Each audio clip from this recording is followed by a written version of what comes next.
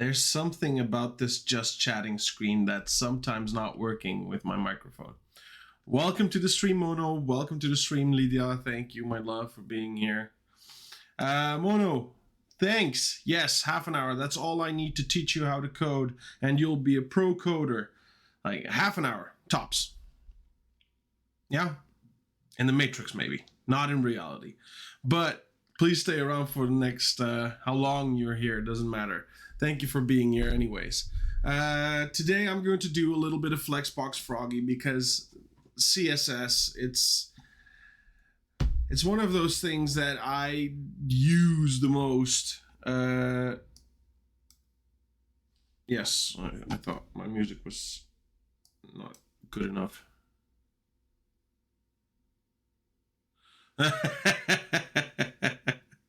Yeah, delete it. Let's start. We're starting from new. Oh, did I ever show you? Did you ever see my the website that we've been building on stream? Let me quickly switch to that. Where the hell is my focus mode? Oh, there it is. Nope, that's not. Yeah, now it's working.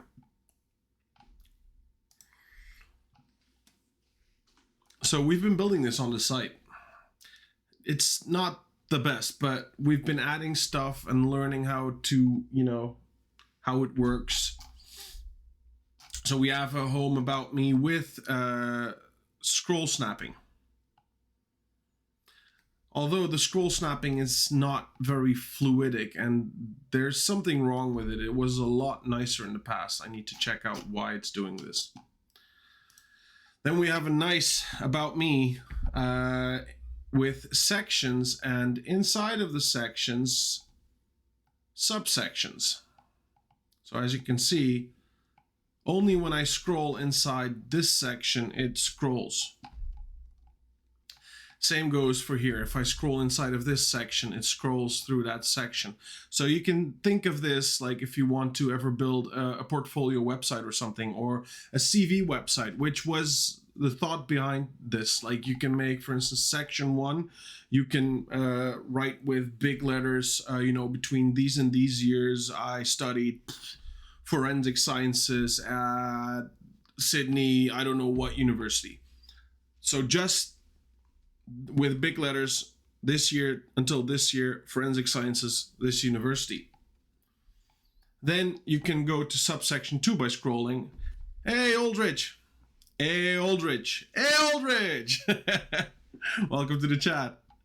So if you scroll to subsection 2, you can start writing down, like, for instance, that you, for instance, chose to go for narcotic sciences, narcotic forensic research, whatever, I don't know the terms. And then you go to subsection 3, then you can add, for instance, your experiences, what you got out of this whole education, what was your biggest take on this. So you can use that to get you an idea what my thought process was behind this. And then, of course, you have the about the stream part, where the stream, there's a Twitch video player in case someone wants to watch it from here. I don't know why they would like to do that, but yeah. Then we have a contact us part, which works now without backend. We're using Web3 forms. Don't remember who gave me the tip, but someone gave me the tip during one of the streams, and it just works perfectly. In fact, let's open our Outlook. Where is it? It's there. Good. In the meanwhile, let's fill this in, Hakan.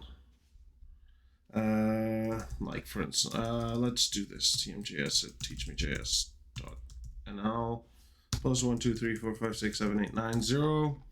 My message: hello, Aldridge and Mono and Z. Send message. Now it's going to redirect us to, I think, it didn't, which is perfectly fine by me. Normally it will redirect to the Web3 forms website, which it didn't do now, and I'm perfectly happy with that. Now we're just going to wait until it drops into my info@teachmejs.nl inbox, which will take less than a minute. Oh, there it is. And there you have it. So indeed, you don't need any backend. if you need to contact someone, if you want to be contacted, it just works, which is more than enough. Maybe in the future, if I get into the backend part, maybe a server or whatnot, maybe I can do these kind of things. But for now, I'm happy with this. So then we also did a carousel web page, which at this point, it's only consisting of my face. But the whole idea behind it was whenever you come to a picture, it just, pops out a little bit. This can still be, styled a little bit more, maybe that the picture also gets bigger. So that it zooms into the picture, because now it doesn't zoom, it just removes it out of the stack.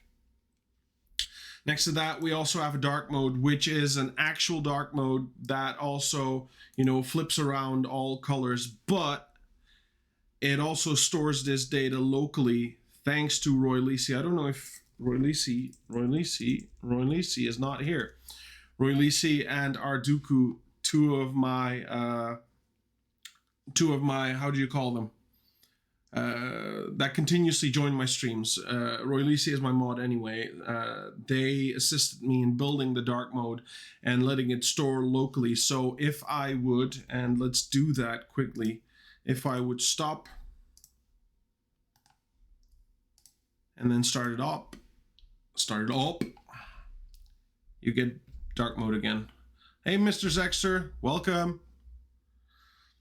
So yeah, that's what we've been building a little bit.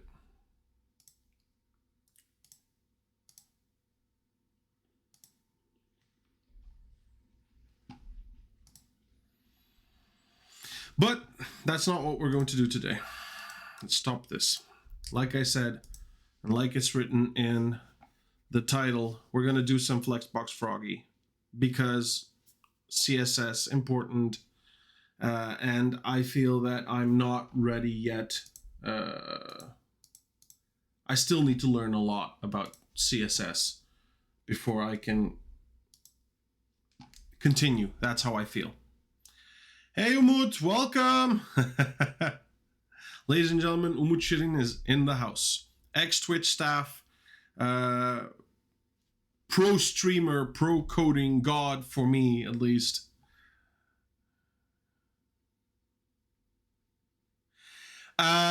Well, I didn't get an answer from Umut about that yet, but we haven't had a chance to speak with him either. But I have an answer for you because I did some delving into Twitch Studio and OBS.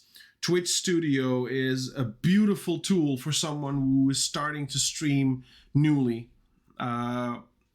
It's very simple. It gets you running immediately. So on that part, it's a very nice streaming platform or streaming tool, let me put it like that.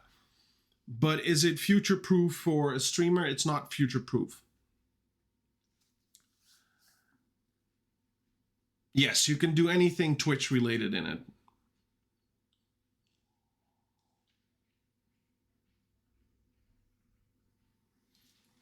Exactly. Like if you want to start off running, this is a beautiful tool for someone starting off newly. But I would, if I were you, I'd just start off with OBS. It's going to take you a little bit of time getting used to the whole OBS thing. But once you're used to it, it's much more, customizable for yourself. Like there's many plugins that you can download, which you don't have with Twitch Studio. And any help that I can give you regarding OBS, please don't hesitate. I'd love to help you out. Yeah. All right. Okay. Something happened with my laptop screen, but whatever. We're just going to start. All right. So today my whole idea was to, like I said, go and start with Flexbox Froggy. And I'll be doing this in sort of, focus mode. Let me quickly just, where's that? It's here, because something changed. Event overlay. Yeah. Oh, you know what? Take it here. All right.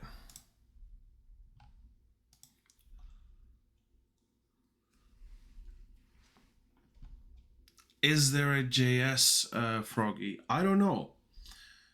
Let's go to CodePip and let's see what games they have. Most of the games are pro, but what you do have, for instance, you have Grid Garden, CSS Grids, and CSS Flexbox. Well, here you go. I'll give you this link. It's a nice tool. Next to that, if you are looking for other games, like Dragon Script Arena is one that is for JavaScript. Same goes for the coding game. Oh, this is a free full stack open course for anyone who wants to learn full stack. I have some stuff here. Well, that's CS50. Like I said, CS50 is I'm going to continue doing that. I've been neglecting it for too long, and I need to start doing that again. But as for this, there's a few different types of games. As you can see, you have HTML games, Nestor, Pathfinder, Sorcery. You have also a lot of CSS games and some JavaScript games. But you need to pay for it. So there's a few plans.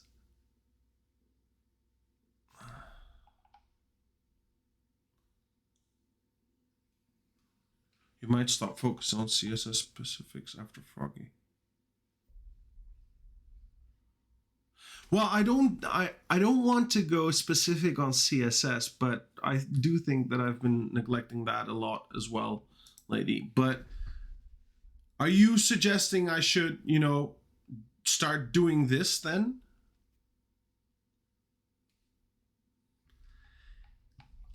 For me, if you say that's the way to go, that's the way to go, Umut.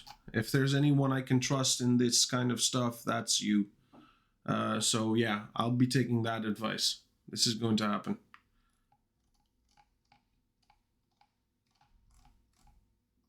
So we'll be doing that in the future streams as well, ladies and gentlemen.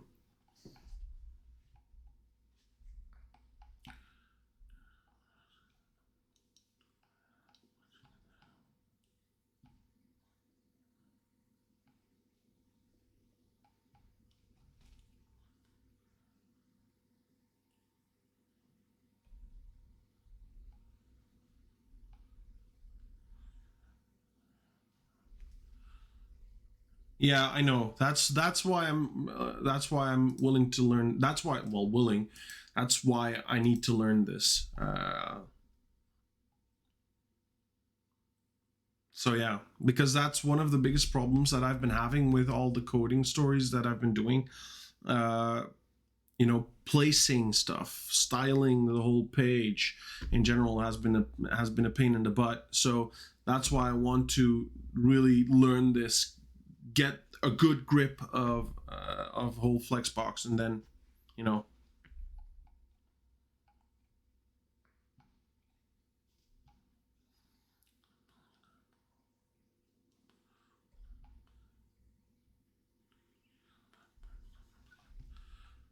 yeah. I think today we'll be doing Flexbox fully. There's 24 levels. Like, hopefully, probably will be done by the end of today. And I'll be deleting Flexbox Froggy out of this whole list of stuff that's open here. But then I'll slowly start looking into FS Open.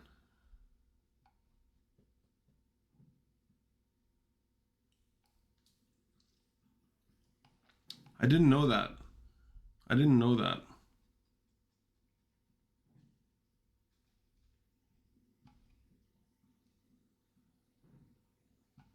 Okay.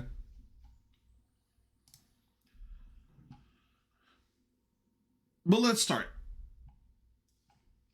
All right. Everything you need to learn, and the rest will come naturally when you're building products. Yeah. I think once I start, once I stop neglecting the whole learning part, once I stop neglecting that, I think the snowball will start rolling. I've been doing a lot of stuff, but I don't think I was focused well enough. So that's where we're starting. We're going to start with that. All right, let's start then. Welcome to Flexbox Froggy, a game where you help Froggy and friends by writing CSS code. Guide this frog to the lily pad on the right by using the justify content property, which aligns items horizontally and accepts the following values. All right. So, to be able to use justify content, I have a feeling that it has to be a display flex.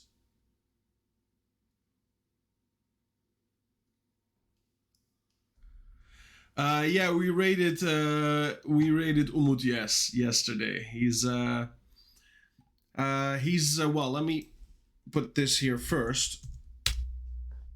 So as I talked about the community campus, a place where all coders, zero to hero, all languages that you can imagine, they all come here. They work together.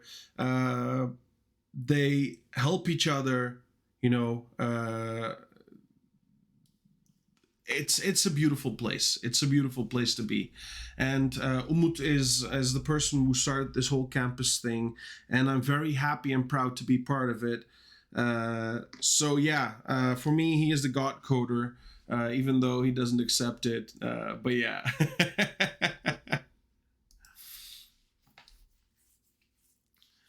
Well, yeah, the whole campus is now, it's still a lot of Turkish, but as I said yesterday, if you need anything, English is also people will help you out. So yeah.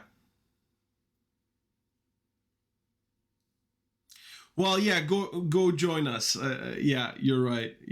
Go join us. That's correct. I'm using the tag. I've always used the tag campus in my streams, and I am part of campus. You're right. Go join us. Come join us. We have cookies. Thank you, Umut. Thank you. You're making me blush. Justify content. Flex start. Flex start will bring me to the left. I'd want it to be flex end, I'd say. So yes.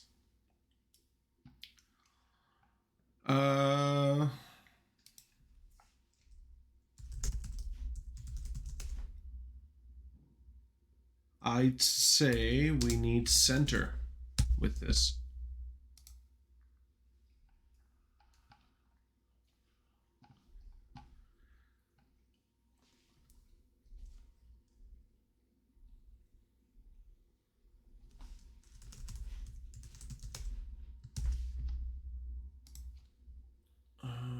Space evenly, I would say.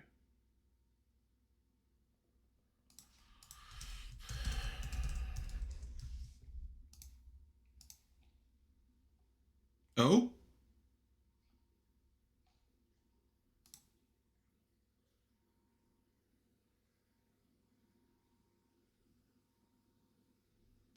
I don't want it to center though.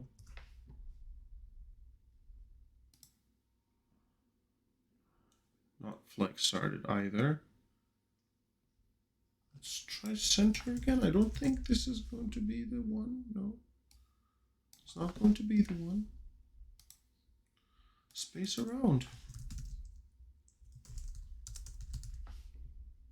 Okay.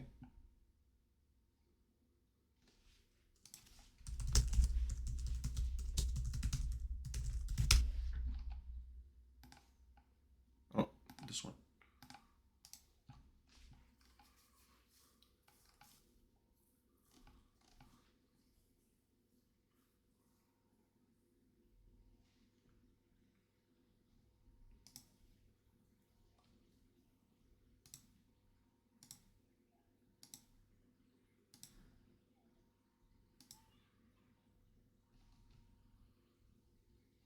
Okay, what was going wrong here then?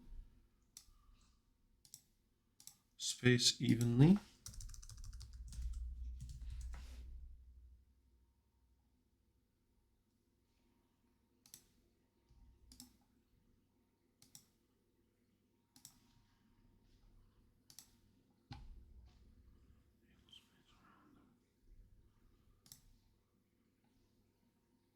Well, yeah.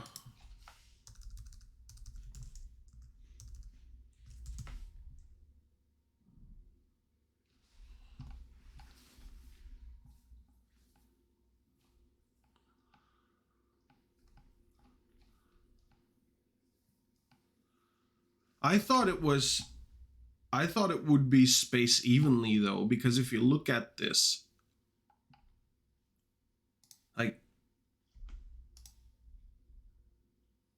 equal space around them. Like I said, I would have thought that this is, if you think about it, like cut it off here, it's like equal space for each one of them. But yeah.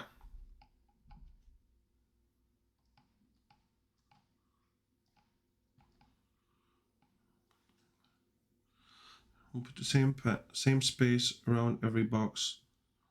It's because now we have two boxes next to each other. Don't. Well, at least it's spaced around and spaced evenly. It looked nice to me as well, but sure. All right. All right. Now this is probably spaced evenly though. Just look at them. It's like, nope.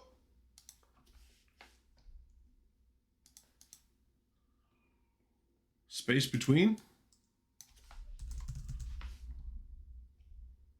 Okay.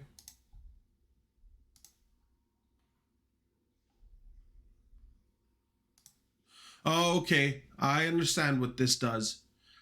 It just gives them as much space that it can give in between them. All right. Yeah. Okay. Logical.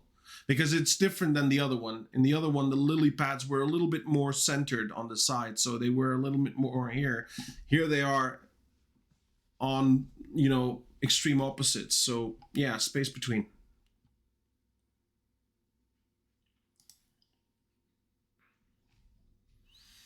Align. Now use a line item to help the frogs get to the bottom of the pond. This CSS property aligns items vertically. Okay, so justify content is horizontally, align items is vertically. Flex start, flex end, same things. The only difference is instead of, you know, space and so on and so forth, you now have center, baseline, and stretch. Let's start with align items. I would expect, as this is at the end, I would say this is baseline. No, I'm wrong. Did I write everything correctly? I did. Or flex end. Yeah, flex end. Why didn't I see that?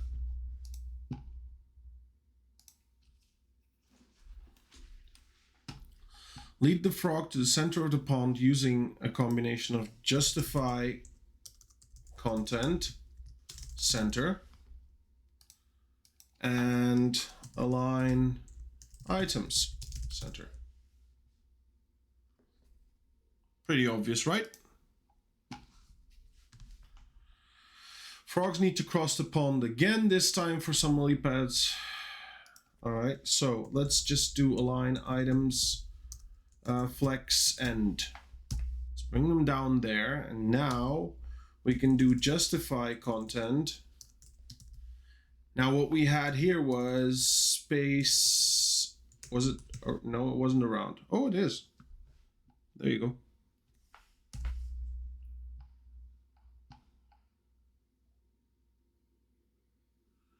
I really wish you knew CSS before Flexbox so we could do how to send jokes. Lol. I don't know what kind of jokes they are. But all right.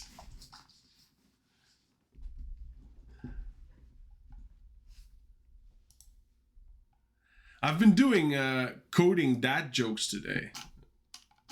Is it this one? No, not this one.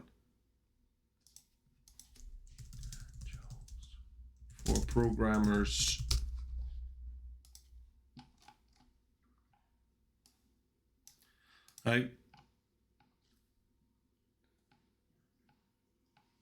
I need to learn good dad jokes. You know, I'm a father now. It's part of the whole, you know, standard equipment.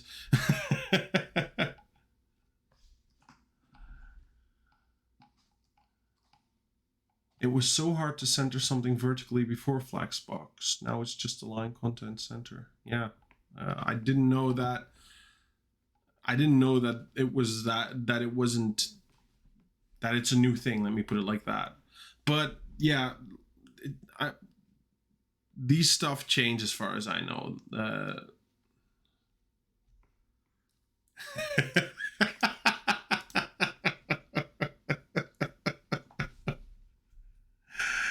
I like them X fat.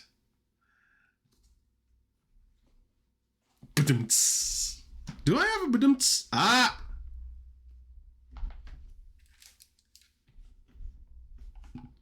Does it really work, by the way? Because I've been having trouble with these. No, it doesn't work. That's not nice. Oh, I have a feeling that I know why it's not working. Let's test it again. There you go. I need to start my Steam Deck. But let's continue. The frogs need to get in the same order as their lily pads using flex direction. This CSS property defines the direction items are placed in the container and accepts the following values. Row, row reverse, column, column reverse. Okay, let's try it. Flex direction, column or row? Row. I need to think sometimes. I have brains, I need to use them.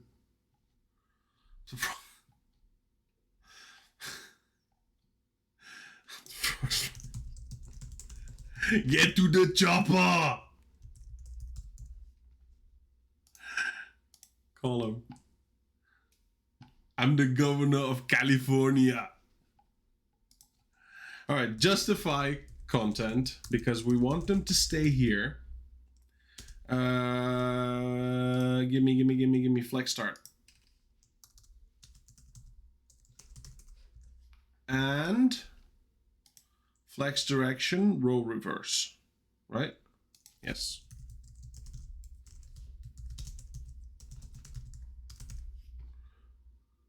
Oh. Hold on.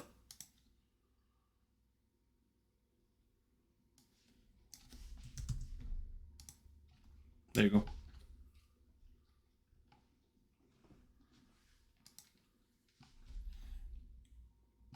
If it's not working, that's how I'm a chemist, I'm a scientist, and that's how we roll. We just throw stuff together and hope something happens. Yeah, exactly. Do stuff and see what happens.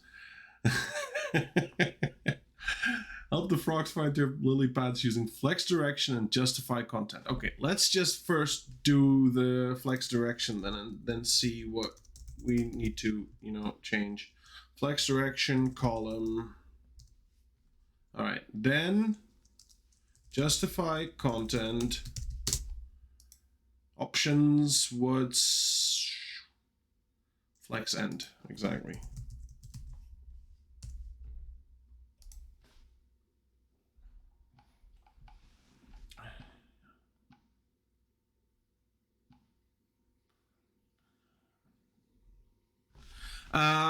Well, like I said, my whole project is the website that I've been building. I've been adding new stuff. I've been looking at trends as well and seeing, for instance, what I want to do. I forgot the name. Oh, damn you. Wait, I'm sure that I put it in Instagram somewhere.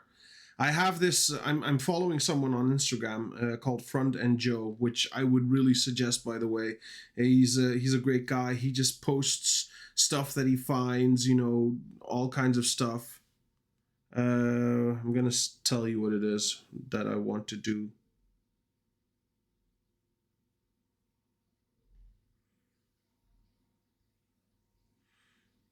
No, no, no, no. Although this looks nice. Oh, I love this. Beautiful. But that's not what I was looking.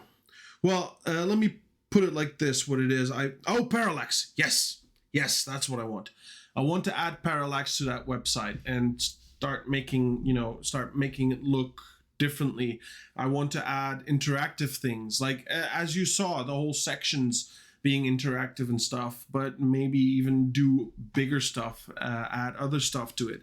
So I'm learning on the go as I'm building there. And what I've also been doing lately is all the stuff that we had implemented into the website, I made my own resources out of that for Git and put it on GitHub, so that in the future, if I want to build a new website, it's more easy for me to, add my dark mode to it because I already have it. It's a resource on the side. The whole sections thing or the sidebar, because I really, really, really do love my sidebar, I have to say. Not to blow my own trumpet, but I really do love this sidebar. Plus, what I also did, now this is big screen, but if you close it for phones and, so what, so and so forth, to understand that this sidebar expands, it, does an add media query and shows you this symbol, you can expand this, bro.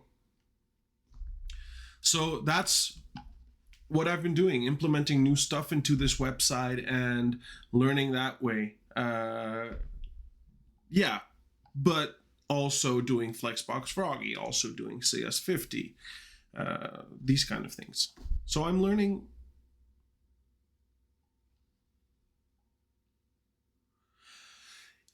Yes, that would also be a nice thing. I need to look in my SVG library if I have one, because I have a small library of icons, and at that point I found that expansion thing in that library. I wanted to look, I want it to be from the same library, but I need to check that. Maybe I can find a nice arrow that I can fit there, and that would indeed look a lot nicer, like an arrow to open it, but also once it's open, an arrow to show, hey, you can close this as well. So yeah.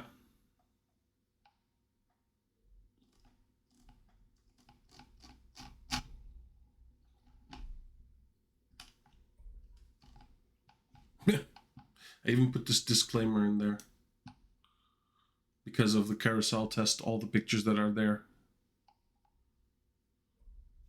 Yeah, I know. I just showed that. I wanted to do that that way at that moment. It was more easy for me, but yeah, exactly. Oh.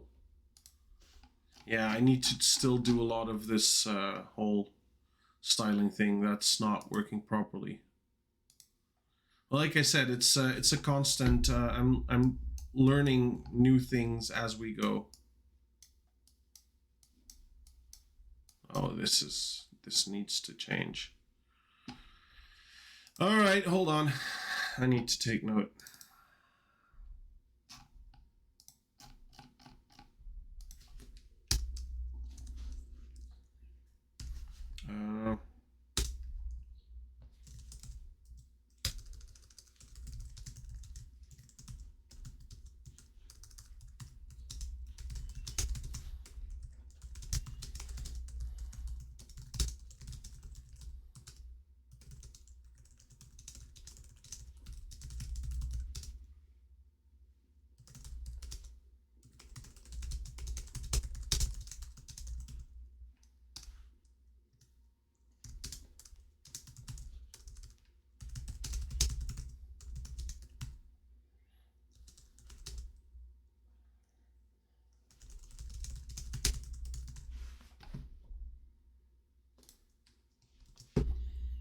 By the way, I've always had trouble with saving my files.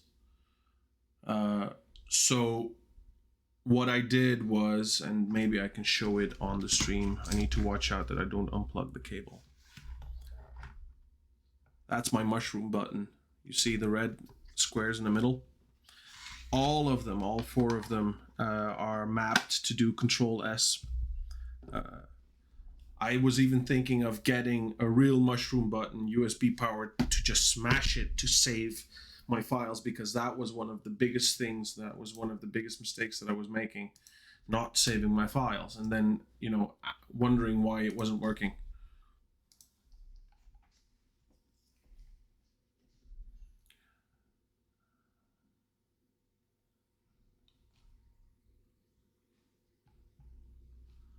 So it's the bottom bars. I don't know. If I think about it, it does look a bit better if you have, you know, the nav at the bottom of or the top in your phone. I would even say in the top.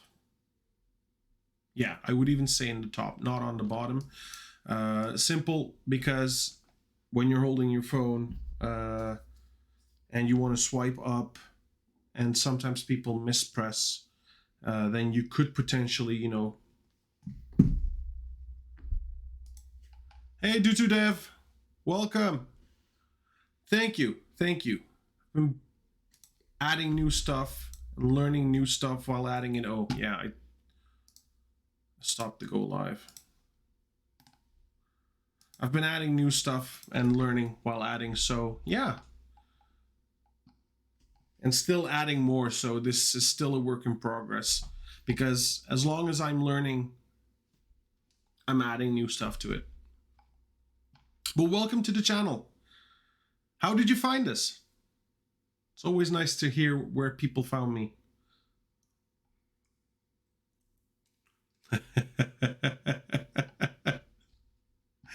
Hey, Dave Sue, welcome. On the main page, Twitch.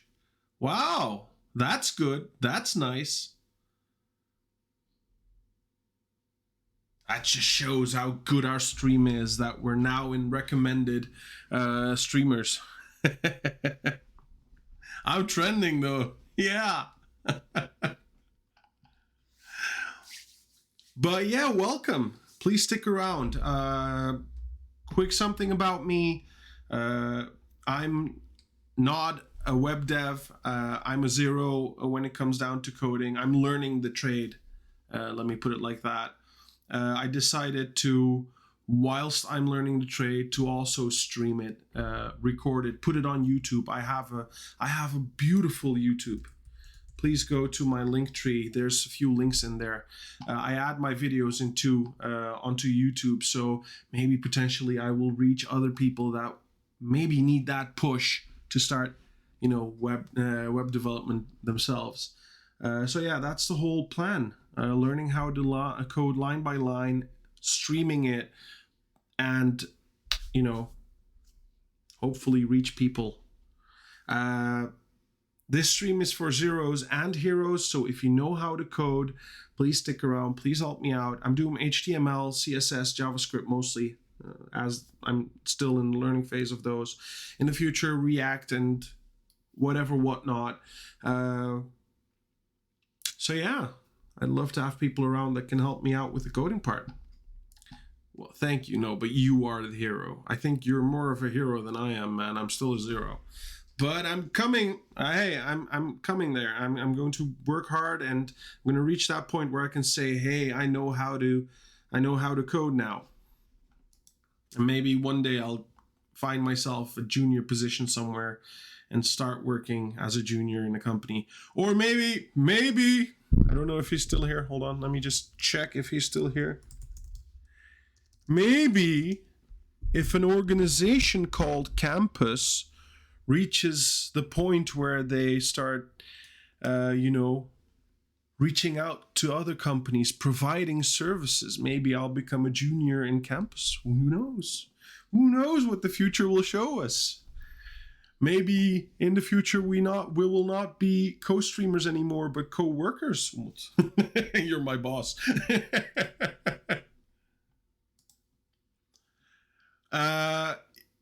Okay, I'll check the VOD. I was in stream, so I didn't watch the first, I think, 40 minutes of it, but I'll go and check that out. But I do remember you talking about, you know, the future of Campus, and I like it. I like it. I like it. So yeah. Yeah, I was there. I was there. I was there. So I really do like it, and I want to see that future happen. I really want to see that future happen. That's why I was saying, that's why I sent you that message. I was looking, legitimately looking for that domain to keep it open somehow for the future. And I was so happy when I saw that domain that it was being held by you. So yeah. All right, let's continue though. Let's first do flex direction. Let's column reverse them.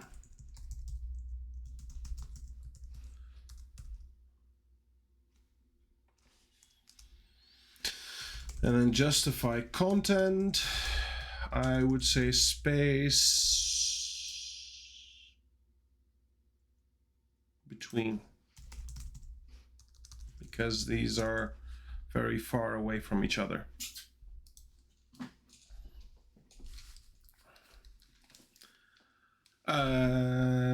Flex direction. What was it again? Row your boat. Oh, hold on. Oh, okay. Yeah, okay, hold on. Yeah, I understand. Justify content, center, and then align items, flex end.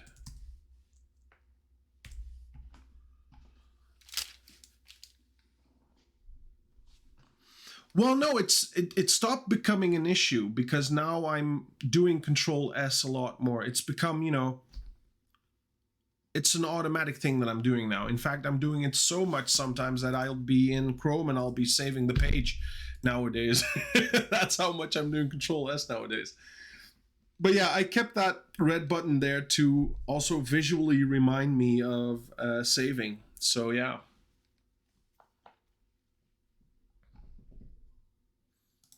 Next.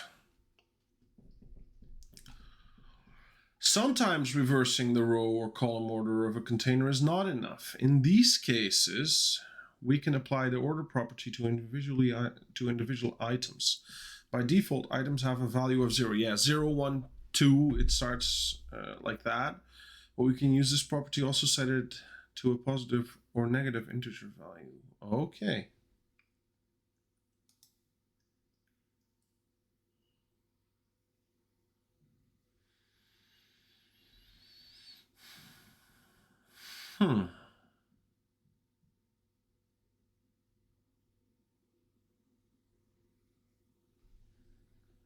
Okay.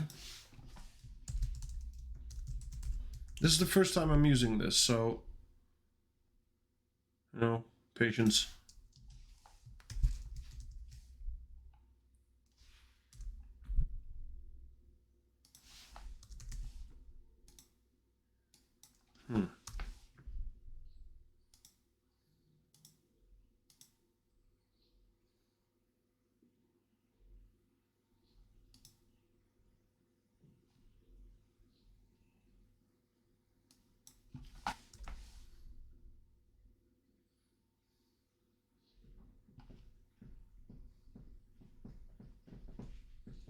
What I did though with hey Gojola, what I did though is Mono, I installed Prettier.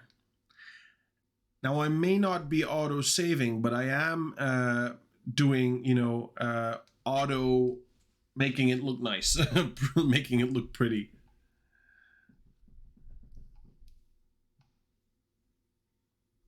Hey, go Jolle.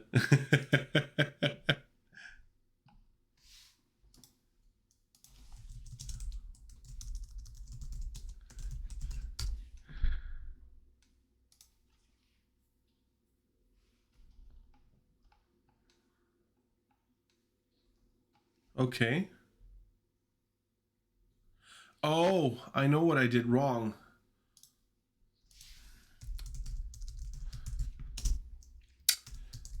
Stupid.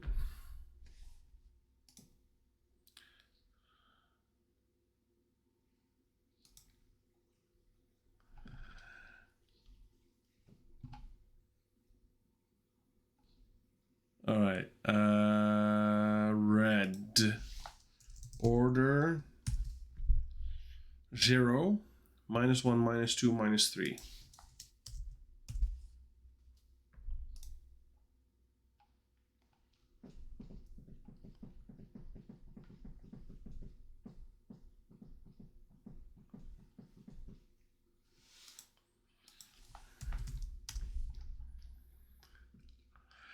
Another property you can apply to individual items is align self. This property accepts the same value as align and its value for the specific item. Okay.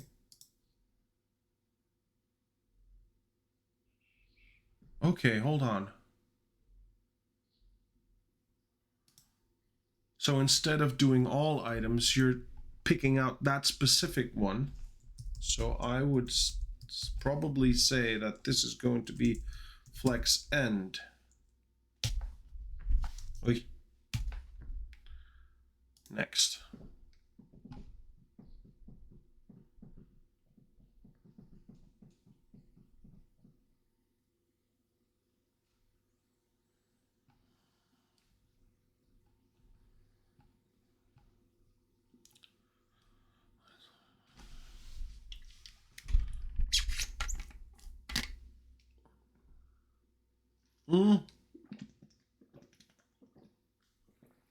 You are.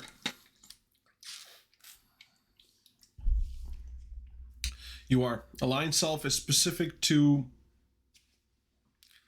that specific content. So if I would say, for instance, if I was looking at, like, let's just quickly go live again. If I would want to align this specifically, or the picture inside of this section specifically, I would say align self. But if I wanted to do everything inside this whole section, I would say align items.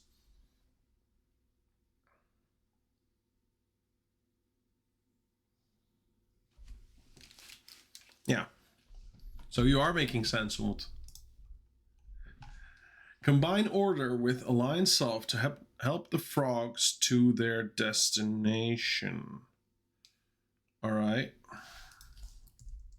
Order. I would say 0, 1, 2, 3. Order 3.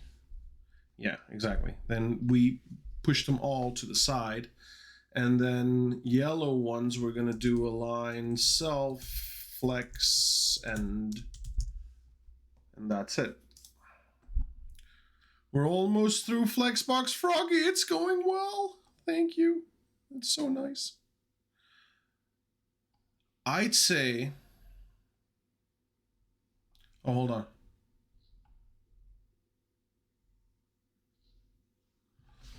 Oh, hold on. It's going to...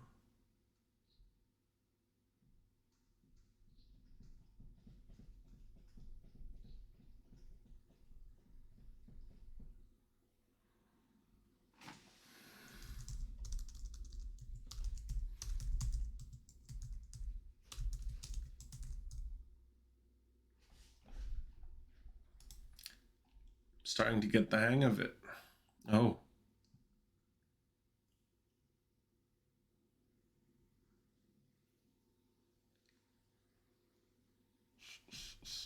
Okay. Flex direction. I'd say column. And then flex, yeah, flex wrap.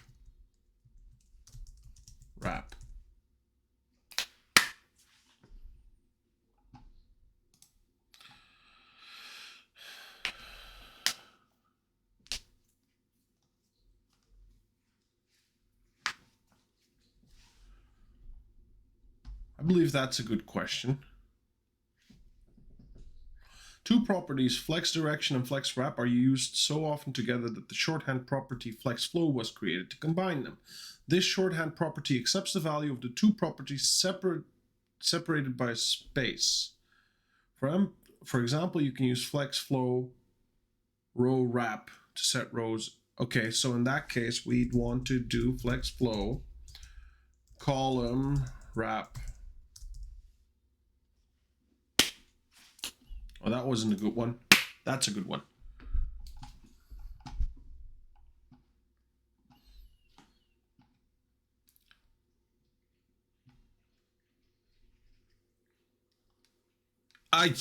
Well, if you're learning new, guess what I'm learning? The frogs are spread all over the pond, but the lily pads are bunched at the top. Starts like a poem. You can use align content to set how multiple lines are spaced apart from each other. Align content? You can use align content to set how multiple lines are spaced apart from each other.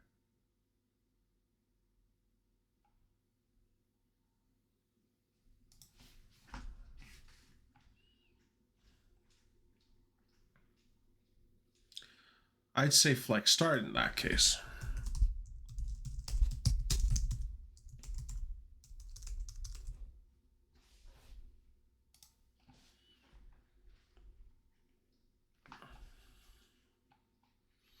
Now the current has bunched the lily pads at the bottom. Use align content to get the frogs there. Align content, flex end. Okay, we're almost at the end. The frogs have had a party. They're all drunk and lost their lily pads. Use a combination of flex direction and align content. Okay, let's start off with flex direction. Column reversed, I would say. Was it? Hold on. Was it out? Column reverse. Sorry. All right. And now align content center. I'm bad in this today. I don't know why. I'm blowing lily pads. All right, last level. Bring the frogs home one last time by using the CSS properties you've learned. Okay, so first off,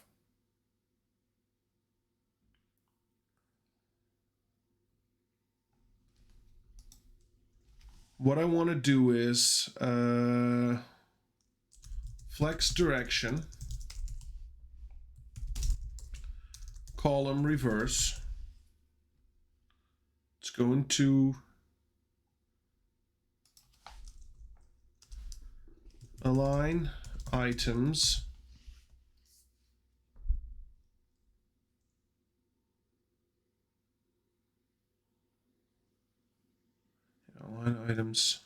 flex end. I want to do wrap now, but flex wrap.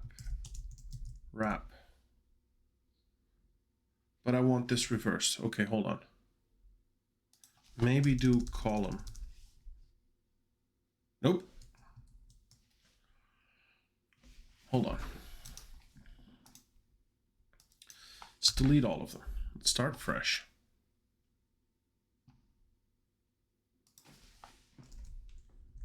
Flex direction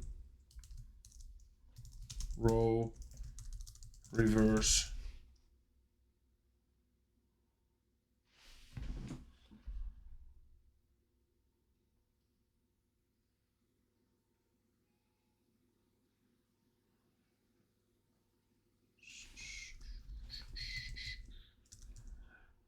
No.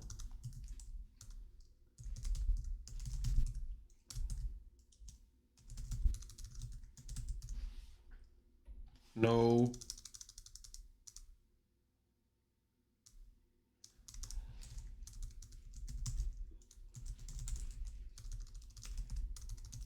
Is this going to work like this? Not so sure about that. Nope. We're gonna do this.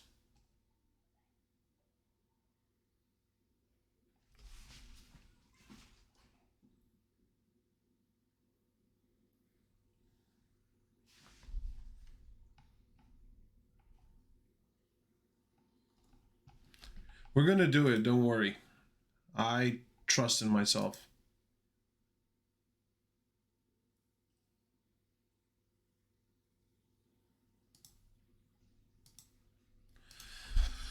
Hold on.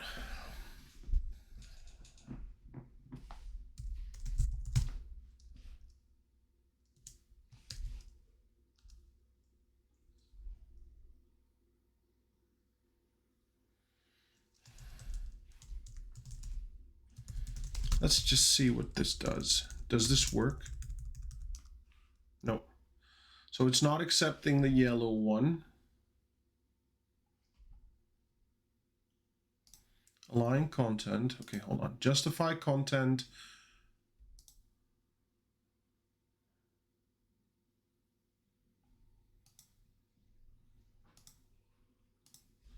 Let me quickly stop the music. I don't like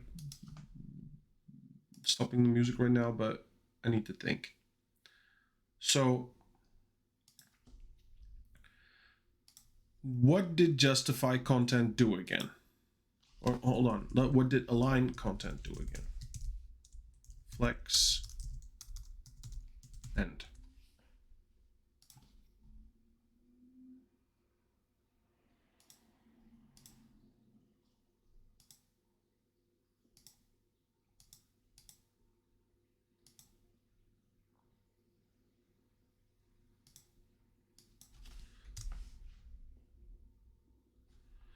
Justify content. Aligns flex items along the main axis.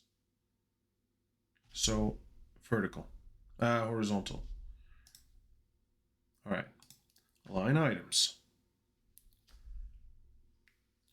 Vertical. Flex direction.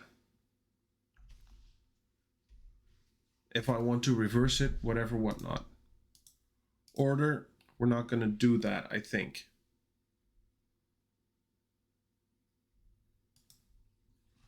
Align self, I think we're not going to use that because it's not working with the yellow or whatever, whatnot. Oh, I could have done wrap reverse, I think. Let's try that again. Let's try that again. Okay. Flex direction. Column reverse. Flex wrap reverse. Let's see what it does. Okay. Okay, hold on. This is going to work. Yes. Justify content. What were the options? Space between? No!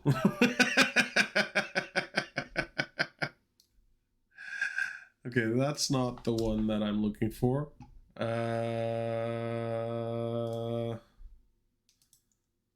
Align. Let's just check if we can center this. Ah! I need to look at my keyboard sometimes. No, this is not what we're looking for.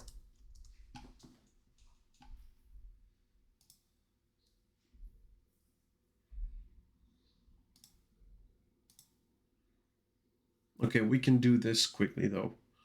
Flex flow, column reverse, wrap reverse.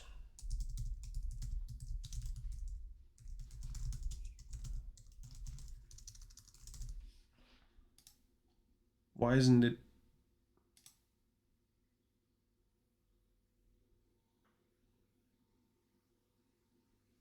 Oh, hold on.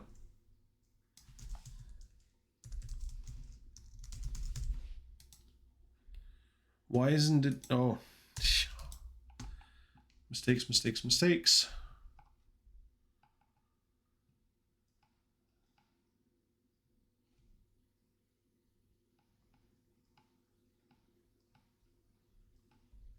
You can't. That's the part. Like, it would be very nice if we could do that. But it's not allowing us. But we can try it again. You know, maybe we did something wrong. Align self, flex, start. I don't think it's going to pick this up. No, it's not picking it up.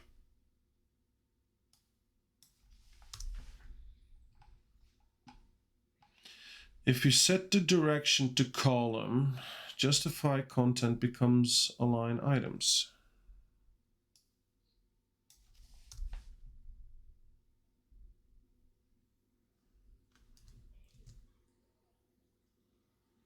But when I do that,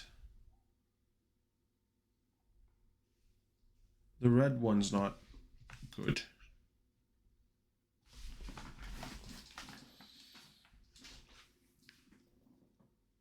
Can I teach you JS? Please stick around. Maybe in 3 years I'll be able to teach you JS.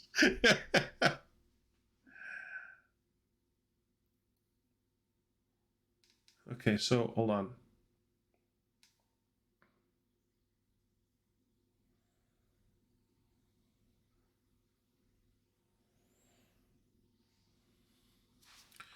Now align item space between.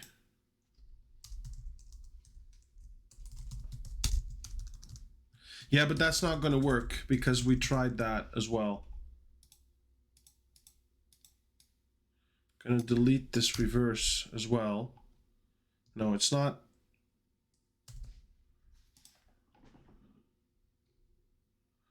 Well, you're doing it right. Asking ChatGPT. ChatGPT helps a lot. Like, it's a perfect tool, I have to say. Take wrap off. Okay, let's do this then again. Flex direction, column reverse.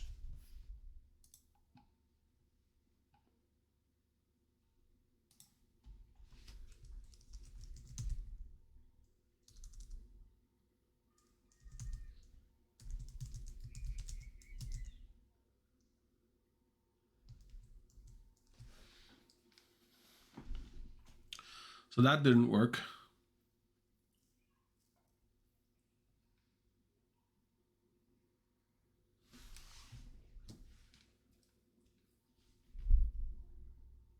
What if I... This is really not going to work though, but let's try it. Yeah, see?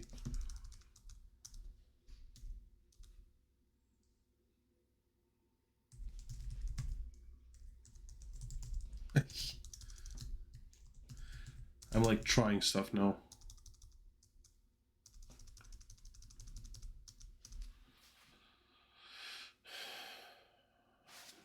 Okay, I'm one of those people. Fresh start.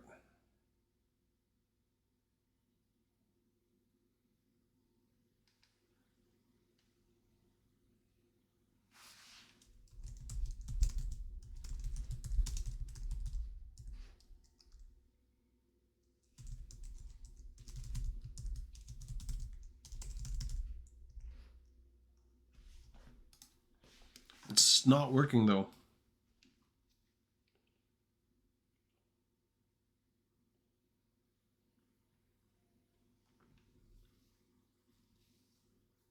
In fact, it's doing nothing, as you can see. –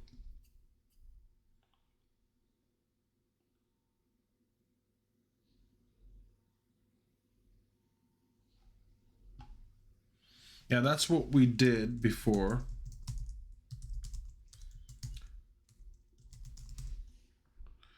So it does this. Now, if we do this, then these are aligned properly.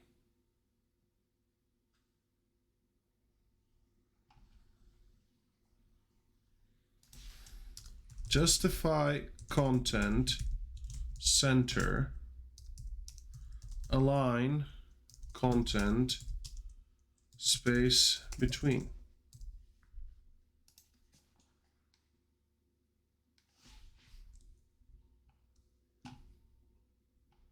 I'm not gonna, hey, I'm gonna stop. I'm not gonna open that link. Could contain spoilers. We're not gonna do that. Justify content.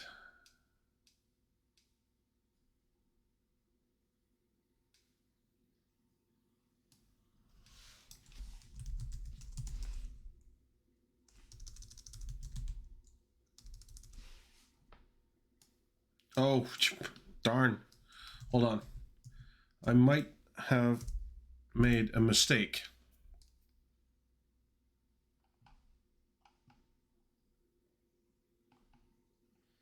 All right, let's check out what Tommy's doing.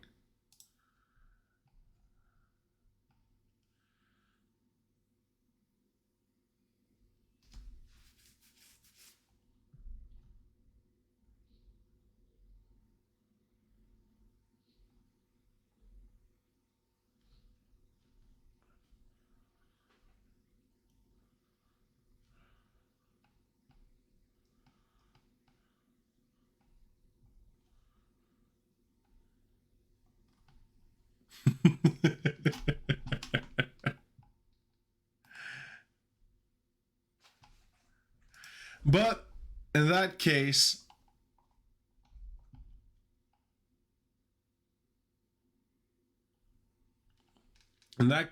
we finished Flexbox Froggy. Now, let's see what we did. So first we did flex direction column reverse. So we ended up with yellow, yellow, green, green, green, green, red. Then we did a wrap reverse. So instead of sending these two off, it sent these two off.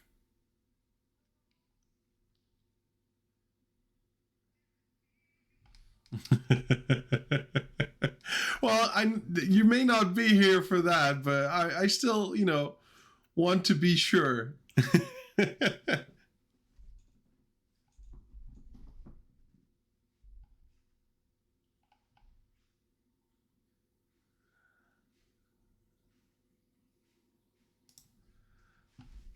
No, I'm sure you're not a bad person. But in that case, Flexbox Froggy is done. We're sending it off. Goodbye. Goodbye, Flexbox Froggy. Farewell, farewell, farewell. Now, we're going to do what Umut said. We're going to go and check out Full Stack Open and see what that's all about. Let me quickly check if there's anything else that I want to close while we're at it. Not to mention CS50 library while using. Yeah, we don't need that anymore because we're doing that. We're doing that as well. We're doing that as well. Code Wars. I have not been able to get that to work. Hold on, let's just open CodePin one more time and keep it open because maybe I can do one of those other free Flexbox Froggy games.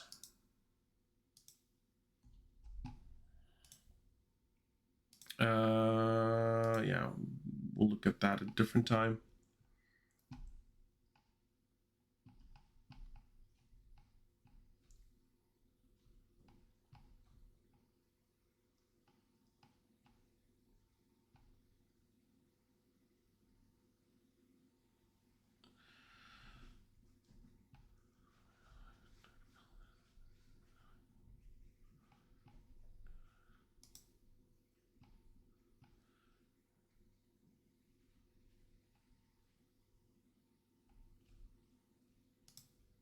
ChatGPT, well, I don't know what if you're talking about something specific, but I do have to say that ChatGPT is a very, very nice tool. Very nice tool. So yeah. All right, let's start. General. Questions about the course. Read carefully part 0. That has an answer to most of them. This course is an introduction to modern web development with JavaScript. The main focus is on single-page applications implemented with React and supporting them with RESTful and GraphQL web services implemented with Node.js. Wow, a lot of things that I never even looked at up until now. The course also has parts on TypeScript. Nope, never looked at it. React Native and continuous integration. Other topics include debugging applications, container technology, configuration, managing runtime environments, and database. The course is totally free of charge. You can get a certificate and even the University of Helsinki. Wow, ECTS credits for free. Nice. Prerequisites. Participants are expected to have good programming skills. Nope, don't have them. Basic knowledge of web programming and database. Nope. And know the basics of the Git version control system. You are also expected to have perseverance and a capacity for solving problems and seeking information independently. Previous knowledge of JavaScript, or other course topics is not required. How much programming experience is needed? It's hard to say, but you should be pretty fluent with your language.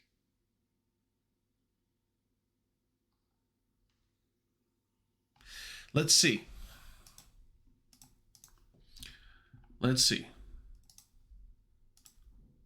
Creator dashboard. I think it should be somewhere in analytics. So let me just take this away quickly, just to be sure. Overview. From December 1 up until today, I've streamed for 60 hours. So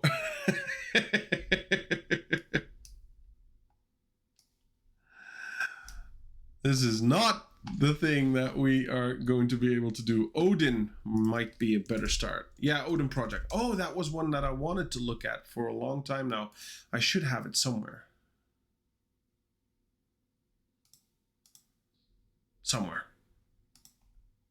Work in progress, maybe? Yeah, there you are. See? I knew I was starting with it. Just didn't know when.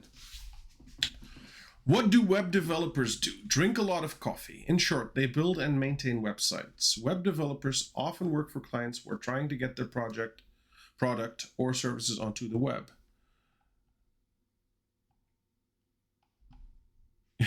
Yeah, exactly. Oh, need to recharge this one. Oh no, that's the headphone.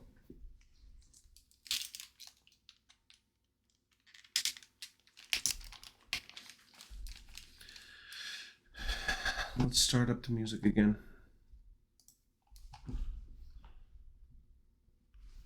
What do web developers do? In short, they build and maintain. Web developers often work for clients who are trying to get their product or service onto the web. The work is typically very project focused and involves collaborating with a team that helps to coordinate the client's needs into the end product. The client could be a tech company, an organization, or a government.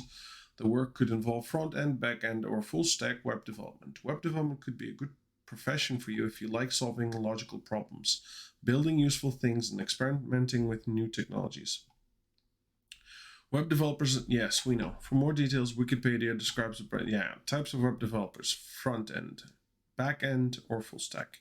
Front-end is the stuff you see on the website. Yes, it's the visual part that you can see, including presentation of content and user interface elements like navigation bar. HTML, CSS, and JavaScript. See, I started somewhere nice. And their relevant frameworks to ensure that content is presented effectively and that users have an excellent experience. Yes, I do find that user interface, UI and UX is very important on a website. Very important. There's some website that I really love going to, and there's some website that I'm like, dude, get your shit together. Facebook being one of them. The back end refers to the guts of the application, which live on the server. The back end stores and serves program data to ensure that the front end has what it needs. This process can become very complicated when a website has millions of users. Back-end developers use programming languages like Java, it's a dead language, Python, Ruby, and JavaScript to work with data.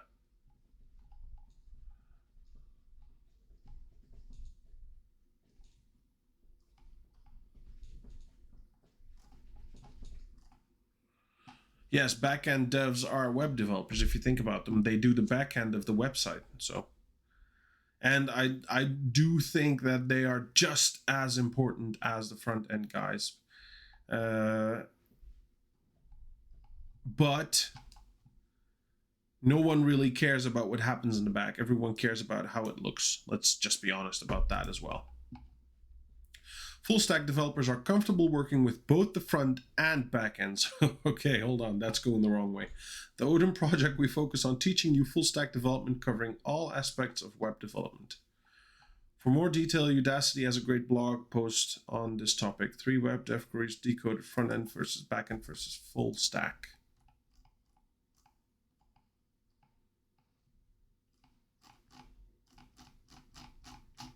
That's a long read.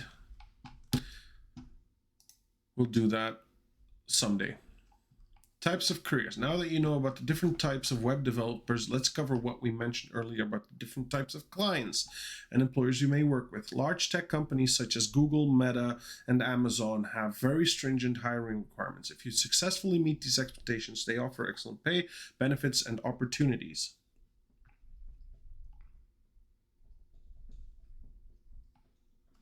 Hold on. Something's happening in the chat. Back-end devs can do a lot with no website, haha. And Kubilai Lim, thank you for your first time chat. Welcome to the chat. How did you find us? Let me start with that. I have a feeling that I know where you're coming from. A small feeling. But welcome to the chat. Welcome to the channel. Excellent. Hopefully my hardware is okay for it. I did not set one up. Maybe I did set one up maybe 8 years ago.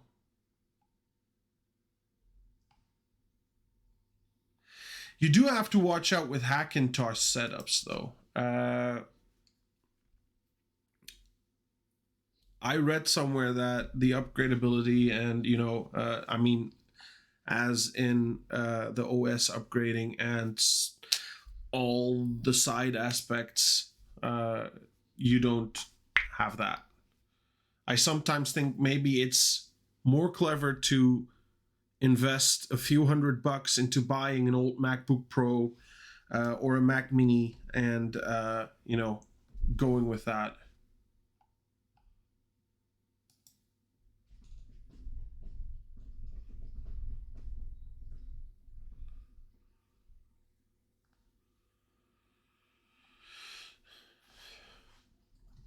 I don't think that the GPU would be that big of a problem though.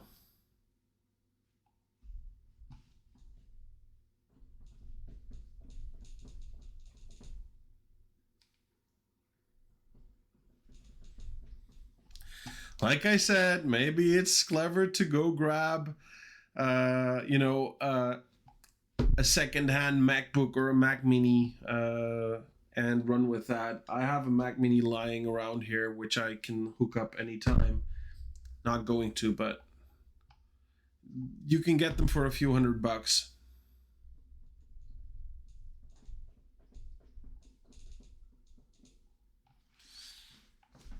Okay, continue. Startups are a bit like the Wild West. For a junior developer, it can feel like a trial by fire because of the pace of development. Startups often offer slightly lower salaries and require longer hours, but they may also offer equity in the company and highly unique environments. This part is nice. Yes, you may get low pay, but as you know, a junior starting somewhere, you won't be finding you will be fine. You can find the job at Google, Meta, or Amazon, but it's going to be a lot harder, and startups are more easy on that as well. So as a freelancer, you could command a strong hourly wage and the freedom to schedule and design your own products. However, you would be responsible for getting your own work, which means less coding time, managing billing from clients, which can be difficult, and being solely responsible. Strong people skills are necessary for this path. Freelance, I think it's for something for in the future. Once you know, maybe even have your own resources where some things are much easier. It's more copy paste than to, you know.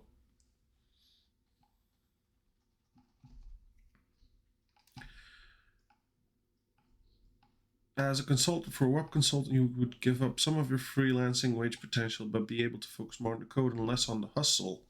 This option also provides a good work-life balance and pay. Finally, large, older companies still need web developers. These companies offer a good work-life balance, pay, and benefits, but often move slower than a company that is highly focused on tech. Tools of the trade. A computer!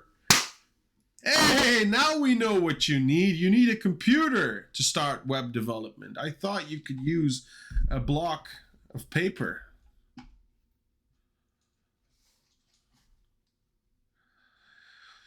May not know what they are now, but you know, computer, Google text editor, command line interface, Stack Overflow. Okay. Oh yeah, Stack Overflow is, yeah, I know. Okay. Git I never looked at. I need to look at this as well because I do have GitHub. I don't have Git. I don't know if I can use it, if it's something that I need to use. Or yeah, keyboard and mouse. I heard you need that as well. Although keyboard, you don't need a keyboard. Nowadays, you can start up your on-screen keyboard, you know. Somewhere here, I don't know where it is, somewhere. So you can do with only a mouse.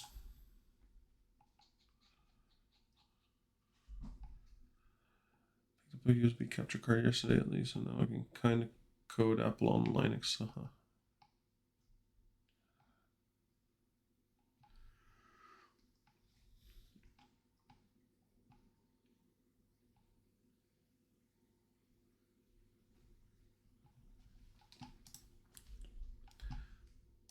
Okay, continue. Motivation. Learning to code is incredibly rewarding, but can also be difficult and frustrating. The strong assets you can have as students are a desire to build a problem-solving mind and persistence in the face of setbacks. The web development industry has a long history of successful developers with varying backgrounds, so people tend to care more about what you've actually built than how you got there. Why Odin? I want you to know that this will not be easy. There are plenty of other online curriculum for beginners, but they are often taught in an extremely isolated and controlled environment and cover only a specific topic. The Odin project takes a realistic view of what you need to know and has you set up and work in your own environment, much like what you'll be doing when you get a job. It acknowledges that you need a wide variety of skill set and languages to reach an employable level. The Odin project is constantly evolving because of people like you who get further along in the curriculum and pay it forward by incrementally improving our content over time. Once you start to feel comfortable with the tools, start hacking on open source projects like the Odin project itself. The more you can contribute, the more you will learn about what you can do and the closer you will get to being hireable. These projects will also look great on your resume. By the way, I love this song. Conclusion. Hopefully you've gained a better idea of what a web developer actually does and what your life might look if you decided to take it on as a career. This has only been a teaser into the world of web development.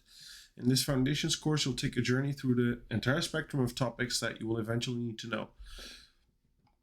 This course jumps around to a variety of topics that you may be totally unfamiliar with, providing you a small taste of each and then moving on. The following courses will dive deep into these topics. You will build dozens of scripts, projects, and websites to cement those skills that will get you hired. Getting all the way there is going to be challenging. In fact, you should check out the post Why Learning to Code is So Fucking Hard. That's not how it says, but that's how I feel. So you have a good idea of what the journey ahead is like. But what worthwhile thing is truly easy? Yes, it's going to be challenging, but it's also going to be fun. I really agree with this. It's challenging, but it's so fucking fun. I really am having fun doing this stuff. And it might even be life-changing too. What are you waiting for? Additional resources. This section contains helpful links to related content. It isn't required, so consider it supplemental. Let's see, you've been busy in the chat though. I make like 10 to 12, 20 a month from ads in my Android app.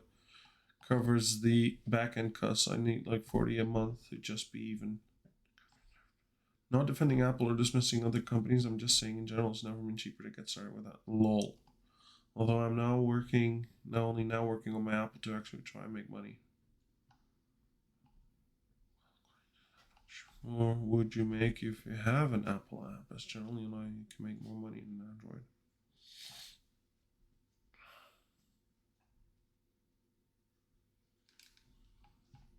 I'm happy you guys agree. All right. Oh, sign in. Let's sign in.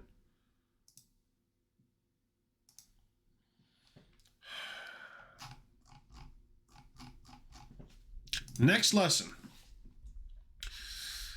Introduction. Learning to code is incredibly rewarding, but can also be difficult and frustrating. Like any skill worth knowing, it takes time to acquire and it can't be learned in a weekend or... Oh, you know what? By the way, let's just switch musics, by the way, because I need this. Learning to code, like any skill worth knowing, it takes time to acquire and can't be learned in a weekend or even a month. With that said, we believe anyone can learn how to program as long as they're willing to put in the time and effort. So before we get into the meat of the curriculum, we're going to go over the following to help you get the most out of the Odin project. The things that will help you succeed in your goal of learning code and the pitfalls that you should try to avoid. Motivation. Take a moment to think about why you have decided to learn program. Do you want to have a fulfilling career that pays well? Oh, by the way, let me quickly do something as well here. Where is that? Where is that? Is that? Oh, there it is. Interact. Start. Does that work, by the way? Are you seeing that?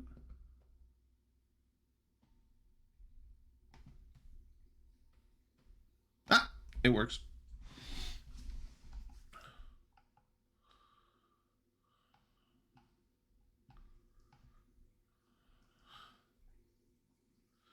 Tom, Mona, you're leaving. How late is it? It's about 3 or 4 a.m. ish right now. Almost 4 a.m. Well, 3:30, I guess. Ivars Meyers. Yes, he is a Twitch streamer as well. Exactly. Indeed. Mono, have a great night. Nice talking to you. Thank you for coming to the stream again today. So late and still here. Well, I'll see you next week, I guess, then. Saturday, again, at 7 p.m. Central European Time. That's, what, 2 o'clock at night for you again?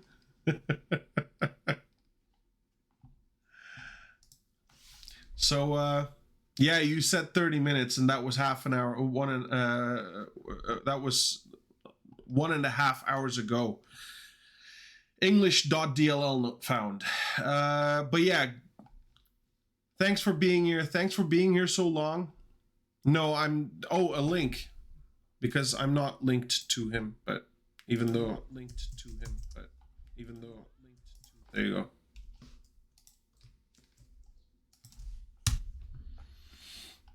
In fact, let's just give him a shout out.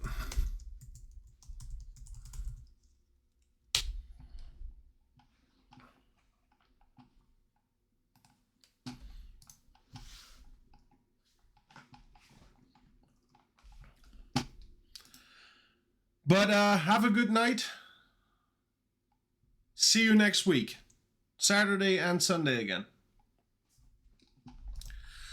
Let's continue with the motivation. Take a moment to think about why you have decided to learn programming. Do you want to have a fulfilling career that pays well? Are you excited by the creative outlet programming provides? Oh yes, that's for sure. Are you determined to develop the skills and abilities to build any app you can think of? Sure, why not, dude? Do you want to start your own company by turning an app idea into reality? In fact, I've been thinking lately, like, if I had the coding skills to create an app that could, and I'm sure there may be an alternative out there that you can buy or you can sign up for, whatever, whatnot, but I don't want that. I want to build it myself in the future. An app that can take the event listener, the Twitch activity feed, and the stream chat from Twitch and put it in an external app so I can see the 100 bits that Mono just donated to me. Thank you, Mono, for the bits. You're cheering me on. So thank you. The guy bought bits for the first time in his life yesterday, and he started, throwing them at me and just saying, "Shut up and take my bits."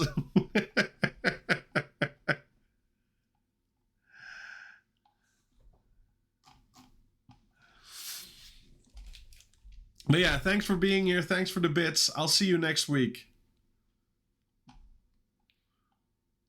I'm getting sounds from everywhere. I don't know where it's coming from, but sure. But yeah, so I was thinking about an app where I could get all the chat and so on and so forth and put it on a different screen. I can't, disengage each dock from OBS, but that's not what I want. I don't want, docks here and there, everywhere on the screen. I want, something separate, an app that I can put somewhere and work with. That's what I want. So yeah, if I had the skills to code, that would be one of the first things that I'm building. That's for sure. Your motivation could be a combination of these reasons or something else entirely. Whatever it is, hold on tightly to your motivation. This will be what pulls you through to the end of this journey, giving you a definitive goal to aim towards. To give your motivation a bit of a boost, you can read about the success of others in our Discord Odin Success Stories channels. All right, Tommy, go fix the fan. I'm a big fan of your fan.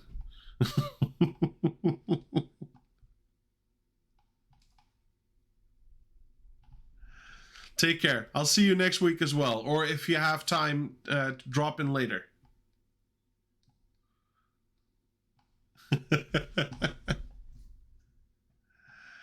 It's fanning her to death now. Growth mindset. Your mindset is very important when teaching yourself any new skills, not just programming. Your mindset will have more of an impact on your chances of success than just about anything else. Someone with the fixed mindset believes if they don't get something on their first attempt, they never will. They believe that they simply aren't smart enough to be able to bullshit. However, there's a wide body of research showing that intelligence is not fixed but can instead be developed. Someone with the growth mindset believes they can get better at anything with effort and persistence. Yes. What does this mean for you? It means you can learn new skills and develop new talents with persistence and grit, which I have.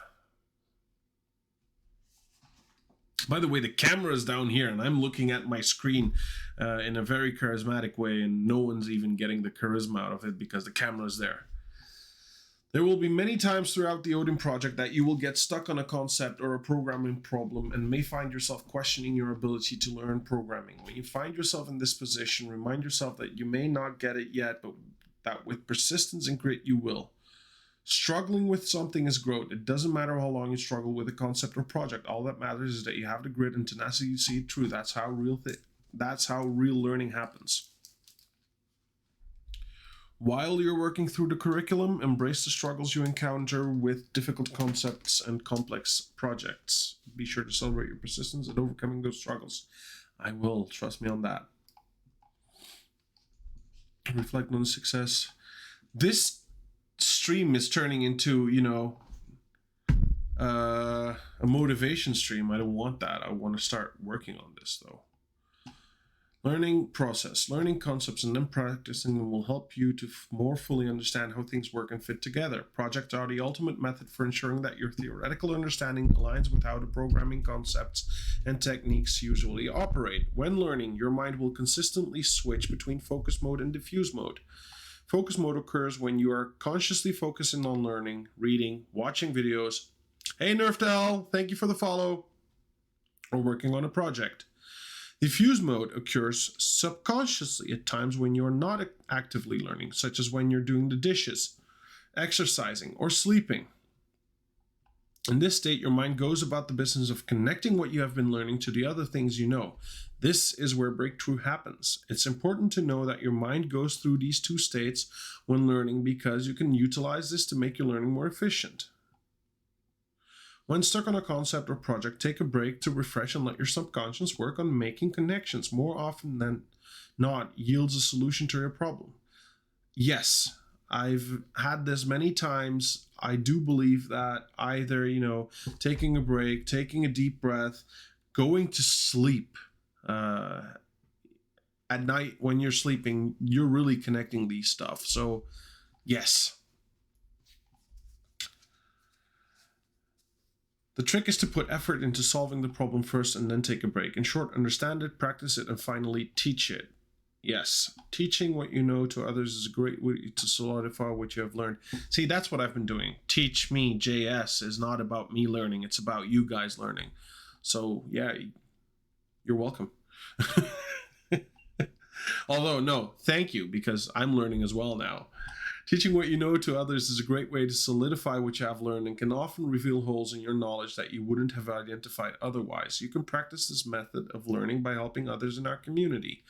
To learn more about the best ways to learn, learning how to learn on To learn more about the best ways to learn, learning how to learn on Coursera, they could have added maybe 5 more learns in there. That would have been able to do that, yeah. Coursera, what's Coursera saying?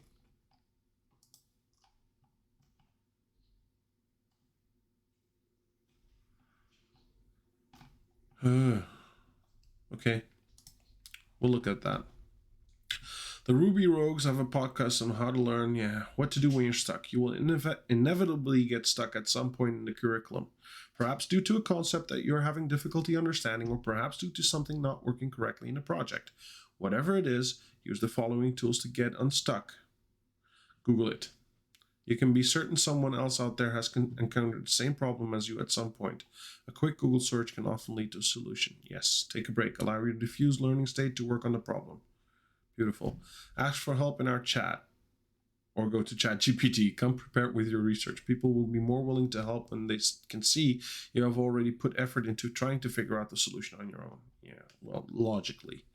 A note on AI code generation. As technology advances, well, there you go, ChatGPT. As technology advances, we have seen some incredible tools emerge that can help accelerate coding capacity. One particular area that has exploded in popularity lately is the usage of large language models and generative AIs for code completion, like GitHub Copilot, and code generation like ChatGPT. While these tools are amazing, learners should be aware of the impacts that using such tools can have on core competency. David Humphrey, a computer science professor, wrote about ChatGPT and its potentially negative impacts on core learning. It's a good read about the pitfalls of using generative AI in an educational context. A lot of text, though. For learners that are new to programming, tools like ChatGPT or GitHub Copilot can result in some blind spot and gaps in your knowledge. By using a generative AI, learners may miss the opportunity to discover how something works and why things are done that way. Asking good questions is an important skill to have, and using generative AI to skip asking people, like our helpful means that your development of this skill is delayed. Well, it's pretty much saying that you need to socialize with people instead of computers. Like, come on, dude.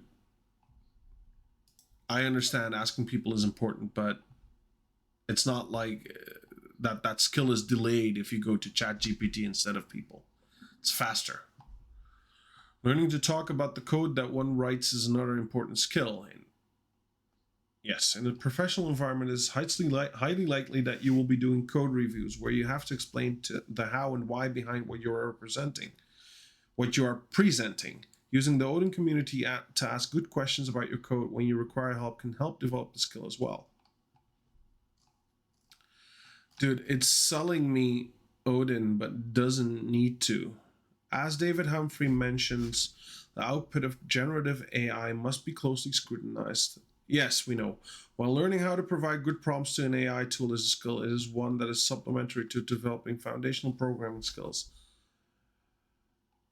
Okay, AI tools are designed to answer questions and are not designed to help learners develop research and problem-solving skills. If you ask an AI for information, it will provide information to you. If you ask a human, they may invite you to share. Sure. Without practice in research, problem-solving, and critical thinking, interviews could be a struggle, since it's very likely that applicants would not be allowed to use AI tools. I'm okay with all of this, but you don't need to bash AI this much. It's bullshit right now. Managing your study time. You will have more success with Odin by putting consistent time into it rather than working on it once a week. Building a habit of studying every day at a specific time with a specific goal will ensure that you make consistent progress. It may take you longer than others to grasp concepts, or it may take you less time. This doesn't mean you're smarter or dumber than others. It means you've had differing life experiences that may or may not have prepared you for learning this stuff. Someone who grew up around an engineer may have some advantages over someone who didn't, but it doesn't mean you can't learn those skills. Okay.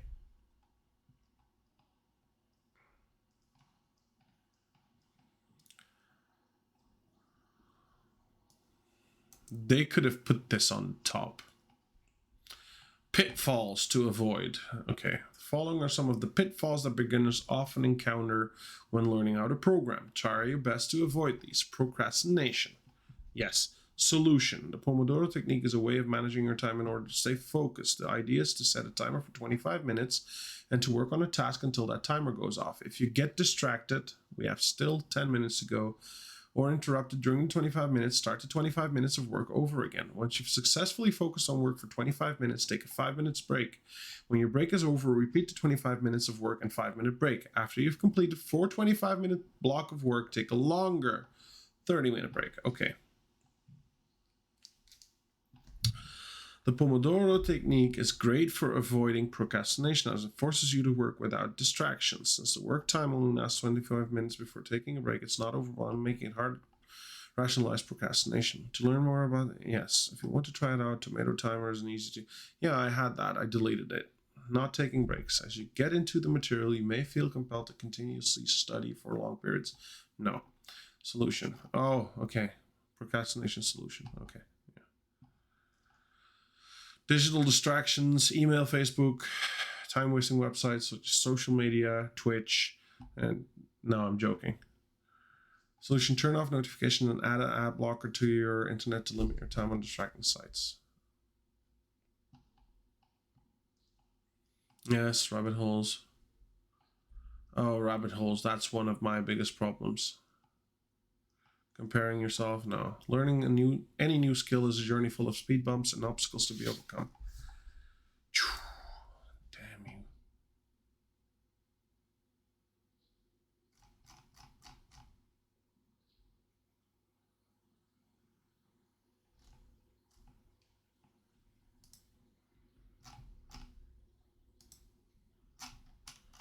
Oh, I forgot about these.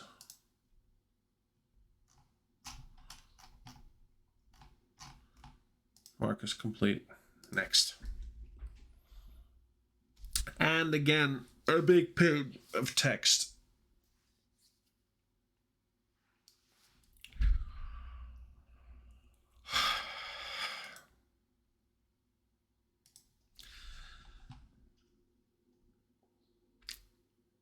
Asking for help. Introduction. Along your programming journey, you will inevitably need to ask questions in an online coding community like ours, or in conversations with your colleagues. While asking questions may seem rather simple, in a programming environment it is essential to ask well-formed questions with as much context as needed, so you can get the most out of asking for help. In essence, help others help you. Yes. This lesson will provide you with the tools to effectively ask questions in communities such as our Discord chat, Stack Overflow, and in the workplace. All right, lesson overview. This section contains a general overview of topics that you will learn in this lesson. Explain techniques for asking programming questions. Explain techniques for asking. Explain and avoid qualities of bad questions. Ask effective and well-formed questions. Always provide your code in the surrounding context. Yes. You can ask theoretical vague questions, but you're not going to get theoretical vague answers. That probably won't be, but you're going to get theoretical. That probably won't be helpful to you and cause frustration on both ends as you and the person helping you dance around the real issue. Only time code doesn't need to be provided if you're asking a purely conceptual question outside of a specific project or code snippet. Additionally, provide as much context as is necessary and zero in on the specific problem, such as pointing people to a specific function or line number in your code so people can give you the most relevant answers and quickly assist you.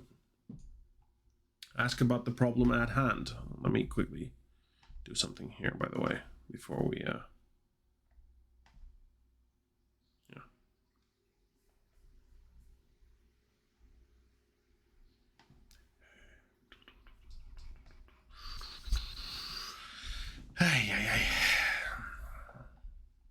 Okay.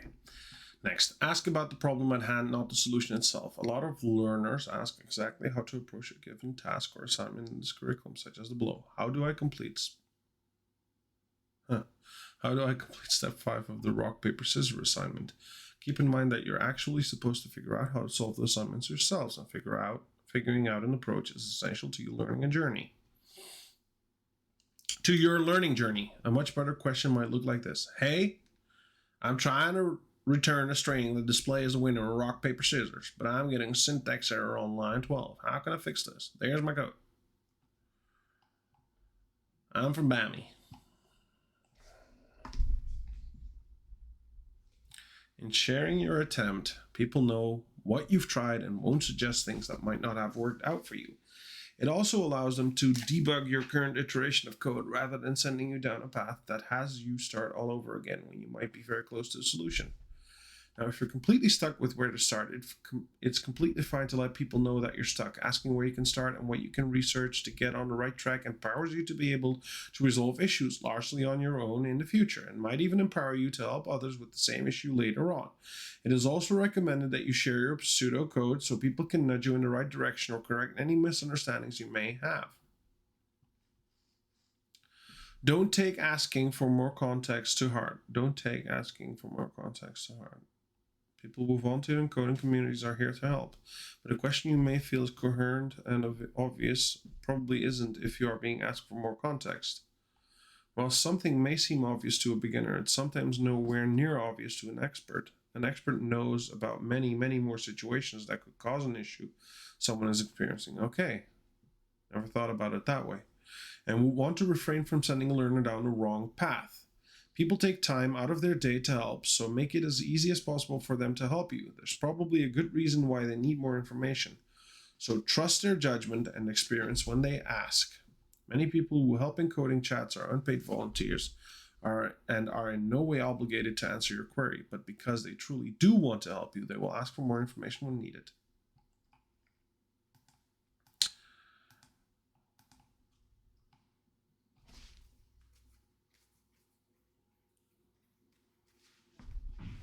Read and bookmark. It's a great reference to refer to whenever you find yourself needing to ask for help, and you might find yourself solving your own problems. As you think about the points listed in this article, read about the XY problem, which is a common pitfall both new and experienced programmers fall into when asking questions. Check out this article from the world's most popular programming help resource, Stack Overflow. While asking for help is encouraged, it's important to avoid becoming a help vampire and can be respectful of the communities or purposes you are asking for help. This resource goes in depth to identify what a help vampire is, gives those who help others the tools to empower folks to ask questions effectively and help the help vampire effectively.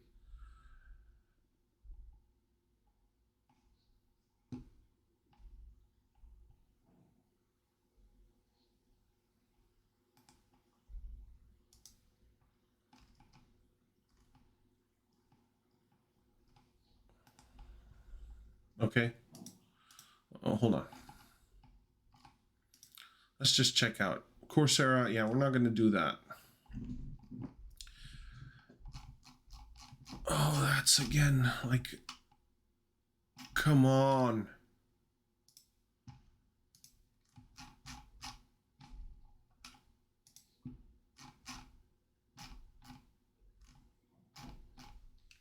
People need to learn how to write trainings. This is not the right way to do it. That's for sure. I'm going to do something quickly. Let's see what we can do about that.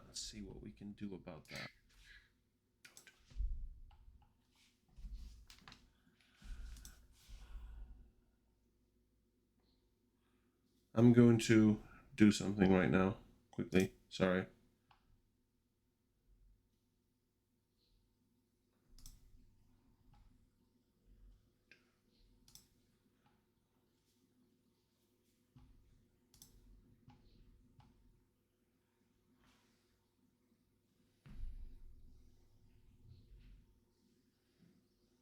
My wife's gonna be happy.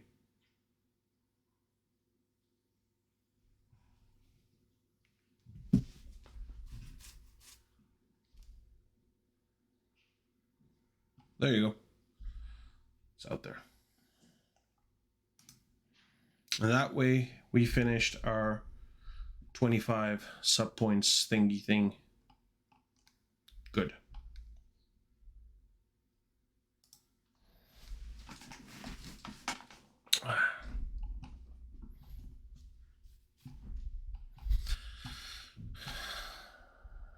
Let's continue.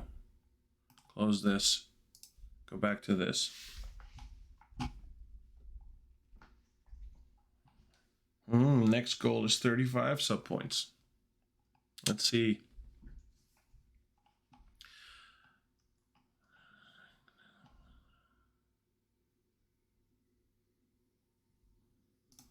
Okay, we read this. Next.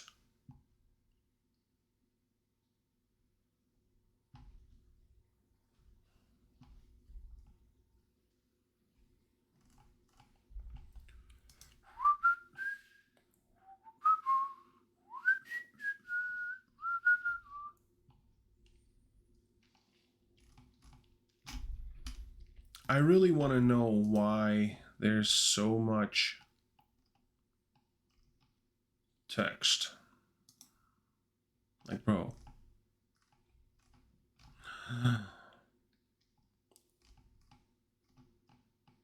Fuck me in the eye socket.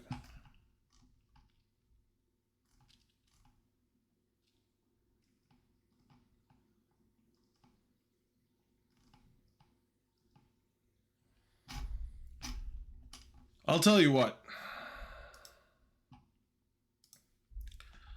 I'm gonna call it a day. Too much to read.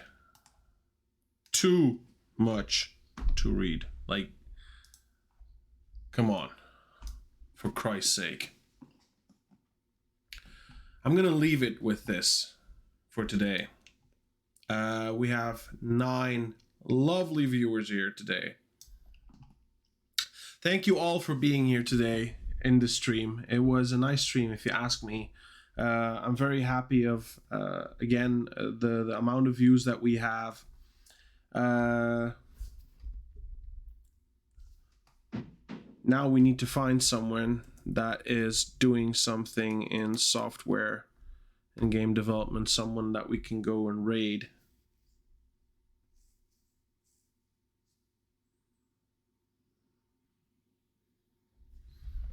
Language, English, please.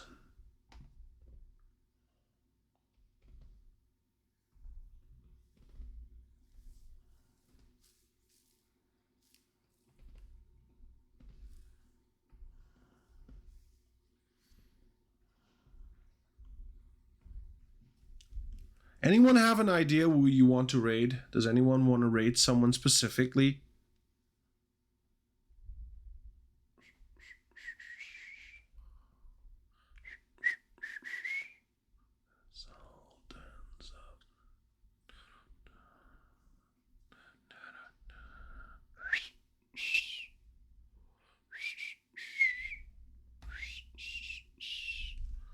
Let's see if someone from the campus is going to stream today.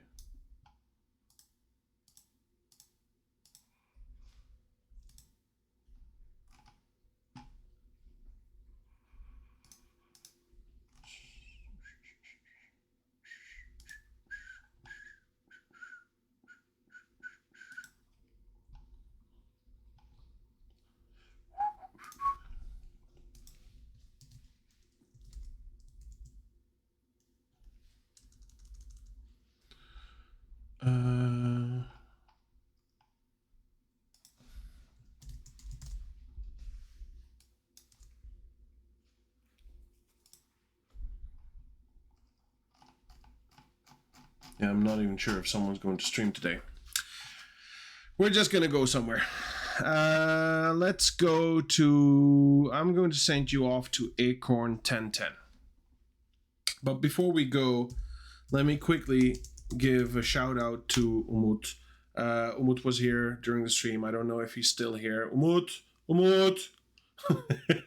ex Twitch dev, genuinely nice guy. He streams a lot of coding. Now there's something big going on regarding the campus. A lot of things are happening.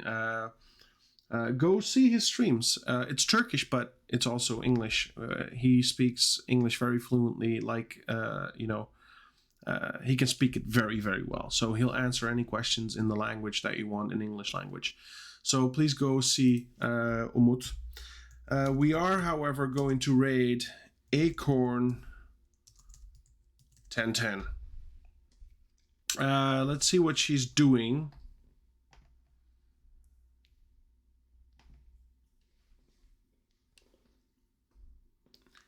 She's an ex-engineer. She's creator of Funi. She worked for Google. She's doing some stuff, CSS stuff. I can see JavaScript, whatnot.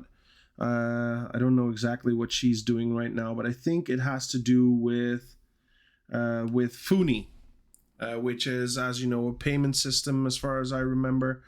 Was it?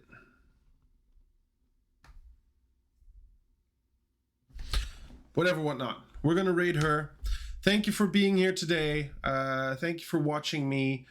Please stick around. Go follow her. Like, even if you're not going to have the bell icon, doesn't matter, but please do follow her. Say hi from me. We'll be streaming next week, Saturday, again, 7 p.m. Central European Time. Watch me do it stream. So where I'll be doing some streaming, we'll be using the Pomodoro timer there as well, unless, I decide to do something crazy. So Saturday, 7 p.m. Central European Time, watch me do it stream. Next week, Sunday, 7 p.m. Central European Time, the Learning How to Code stream, what we've been doing today. I hope to see you back then. And, thank you for being here today. See you guys later. Bye-bye.